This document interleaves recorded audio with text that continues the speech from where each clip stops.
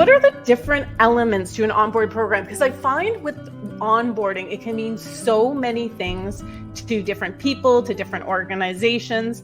So let's talk about what certainly what I'm talking about when I'm referring to onboarding, but you might want to think about what you think when you refer to onboarding, because maybe you have other elements that you would consider. So in my terms, the key ingredients for onboarding are what I refer to as pre-boarding. And that's once a candidate has actually signed off on an offer, and they're that weird period between once they've signed off on an offer and once they actually start working with your business. When I talk about onboarding, there's a difference between orientation and on-the-job training. So orientation are those elements that every single person in your company kind of needs to know, all of the mandatory training everyone needs to take. And that's a little bit separate from on-the-job training, which really sits with the line manager rather than, and it's very specific to the job. And then, of course, we think about the ongoing learning and feedback throughout that process as well. So these are the components of onboarding that I'm talking about. But really, when I'm speaking today, I'm focusing on the orientation aspect. But I don't want to miss talking to you a little bit about pre-boarding, because this is certainly something that's happening in organizations, that employees are ghosting candidates. Employees are ghosting employers. So your candidates are sometimes not showing up for their very first day of work. And this is a problem that we're seeing across organizations.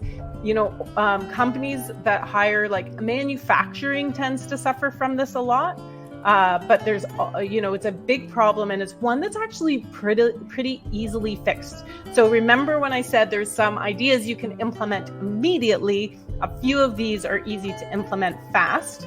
So for one thing, actually the easiest thing to do is just have a manager reach out to an employee and tell them how happy they are that they signed off on their offer letter and that they're really excited for them to start. That's one super simple step that people leaders can be encouraged to do when they have a new employee sign off on their offer letter. You can send them fun facts about the business, send video messages with welcome with welcome messages from leadership. You can send them information about what to expect on their very first day. Little things like where to park, about the facilities, the lunchroom, etc. That can really help. And EV Stars actually did a really great job of helping speakers learn how to use all their systems. I had a setting, so you might see a little chat that I had come up. But that was EV Stars' way of making sure that all of their speakers felt comfortable, had the information they needed. Otherwise, it would have been really intimidating showing up. It's the same for your employees. It can be really intimidating and comfortable to anticipate showing up, not knowing where to park, not knowing what transit stop to get off at, not knowing if you can get lunch, or goodness forbid, not being able to get coffee. I know I wouldn't survive. So having an email template that people leaders can fill out and send to their new hires after they've signed off or a few days before their start date, it will really set your employees up for success.